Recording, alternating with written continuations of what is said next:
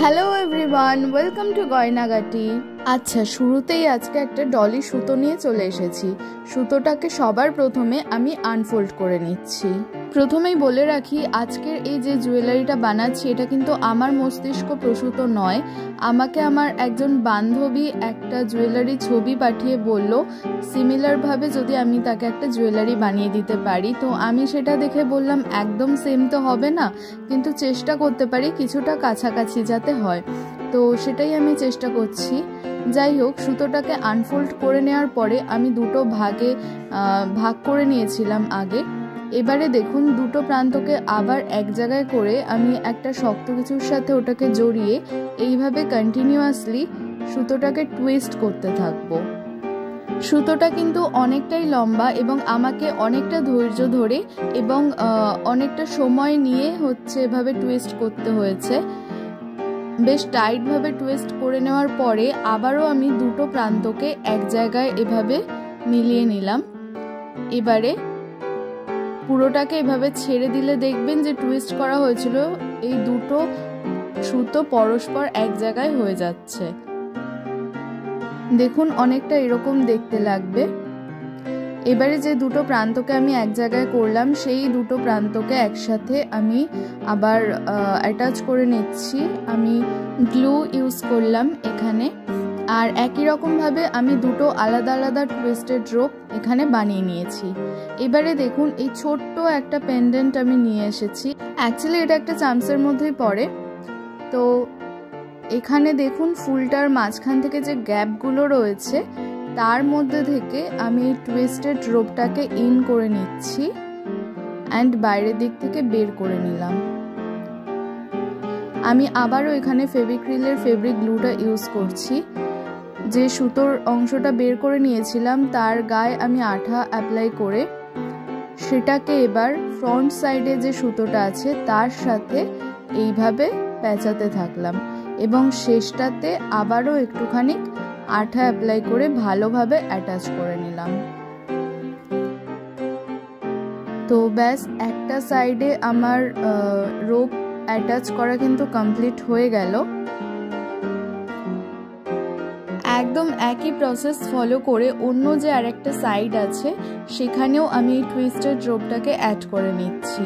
প্রথমে এই যে ফুলটা রয়েছে, ফুলের যে গ্যাপ আছে তার মধ্যে থেকে আমি রোপটাকে একটুখানি বের করে নিলাম। এবারে এর ওপর থেকে আমি আঠা অ্যাপ্লাই করে নিচ্ছি, সেটাকে আঙুলের সাহায্যে স্প্রেড করে নিলাম। এবার যে বড় রোপটা রয়েছে তার চারিধার থেকে এইভাবে আমি আবার পেঁচিয়ে দিতে থাকলাম। আচ্ছা, আর একটা কথা বলি, এই কাজগুলো করার পরে কিন্তু আপনাকে একটু ওয়েট করতে হবে যতক্ষণ না এই সুতোটা শুকিয়ে যাচ্ছে। এটা তো আঠা দিয়ে অ্যাটাচ করেছি, তো ওয়েট করতে হবে। আচ্ছা, আসুন এবারে একটু কটন বল বানিয়ে নিই। একই সুতো আমি নিয়েছি এখানে, আর নিয়েছি একটা পেনের রিফিলের গায়ে সামান্য একটু আঠা আমি লাগিয়ে নিলাম। এবার সেটাকে আঙুলের সাহায্যে স্প্রেড করে নিয়েছি। এবারে দেখুন, সুতোটাকে আমি ওই আঠার ওপর থেকে এইভাবে কন্টিনিউয়াসলি গোল গোল করে অ্যাটাচ করতে থাকছি। একটু উঠিয়ে একটু নামিয়ে এইভাবে কন্টিনিউয়াসলি এই প্রসেসটা করতে হবে। এটা একদম বলের মতো একটা শেপ হয়ে যাবে। একটু ধৈর্য ধরে করবেন যদি কেউ ফার্স্ট টাইম এইটা বানান তাহলে।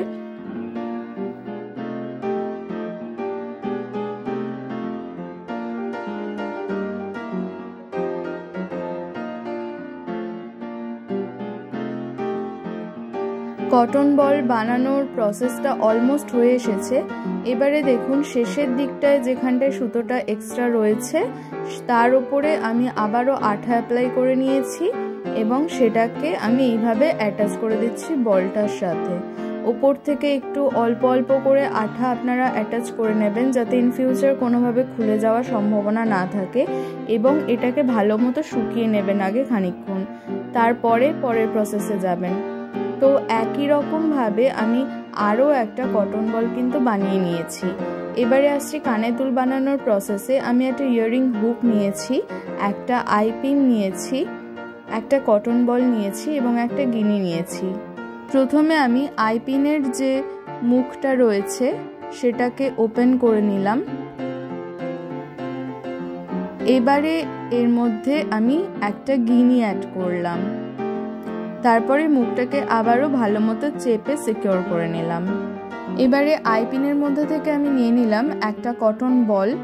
আপনারা চাইলে এর মধ্যে একাধিক কটন বল অ্যাটাচ করতে পারেন, কিন্তু আমি এটা খুব একটা লম্বা বানাতে চাইনি, তাহলে আমার হাড়ের যে সেটটা বানিয়েছি তার সাথে বেশি মানানসই লাগবে না। তো আমি একটাই কটন বল এখানে অ্যাটাচ করলাম এবং একটু বেশি অংশটাই আমি বাদ দিয়ে দিলাম। এবারে দেখুন ওপরের যে মুখটা রয়েছে এটাকে আমি ফোল্ড করে নিচ্ছি, এইভাবে বাঁকিয়ে নিচ্ছি। এবারে ইয়াররিং হুকটা নিয়ে যে অংশটা আমি বাঁকিয়ে নিয়েছিলাম তার মধ্যে থেকে ইয়াররিং হুকটাকে নিয়ে বাদ বাকি অংশটাকে ভালোভাবে একদম চেপে সিকিউর করে নিচ্ছি। ব্যাস, আমার কানের দুলটা কিন্তু একদম রেডি হয়ে গেছে। আগের যে আইপিনটা ছিল সেই আইপিনের যে বাদ দেওয়া অংশটা, সেই অংশটার মাপে আমি আইপিনটাকে কেটে নিলাম। এতে আমার দুটো কানের দুলের যে লেন্থ আছে সেটা সমান হবে। একদম একই প্রসেসে আমি এই কানের দুলটাও বানাচ্ছি। মুখটাকে ওপেন করে এর মধ্যে থেকে গিনি অ্যাটাচ করে মুখটাকে আবার চেপে সিকিউর করে নিলাম। এবারে এর মধ্যে থেকে একটা কটন বল অ্যাড করে উপরের দিকের অংশটাতে একটু ফোল্ড করে নিয়ে তার মধ্যে থেকে ইয়াররিং হুক অ্যাটাচ করে নিয়ে বাকি অংশটাকে চেপে নিচ্ছি। সো আমার আজকের দুটো কানের দুল এবং তার সাথে কাস্টমাইজড যে হার সেটা একদম রেডি হয়ে গেছে। জুয়েলারিটা আমার ফ্রেন্ডকে দেখানোর পর এটা ছিল তার রিয়াকশন। এবার আপনারা বলুন আজকের এই ভিডিওটা আপনাদের কেমন লাগলো।